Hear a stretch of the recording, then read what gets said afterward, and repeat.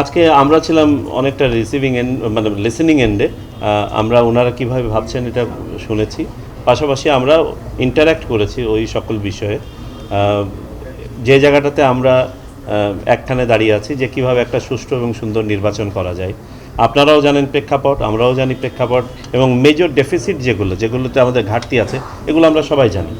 So এই বিষয়গুলোই আলোচনা হয়েছে, যে বিষয়গুলো স্যার বললেন।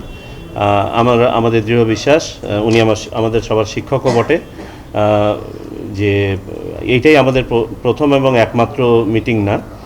আমরা কিছু তথ্য আমরা সিদ্ধান্ত নিয়েছি আদান প্রদান করব, এবং আশা করি যে ওনারা সময় বের করে এক বা একাধিকবার আরও আমাদের সাথে বসার সুযোগ করে দিবেন, যাতে করে আমরাও উপকৃত হব, এবং আমাদের পক্ষ থেকেও তখন যদি আরও কংক্রিটভাবে কিছু বলার থাকে আমরা মিনওয়াইল কিছু জিনিস নিয়ে কাজ করব, ইনক্লুডিং আমাদের পাস্ট এক্সপিরিয়েন্সেস। স্যার, আজকে আলোচনায় নির্বাচন কখন হওয়া উচিত বা কীভাবে হওয়া উচিত এইগুলো নিয়ে কোনো আলোচনা আসছে? আমরা কোনো টাইম নিয়ে কোনো আলোচনা এখানে করিনি।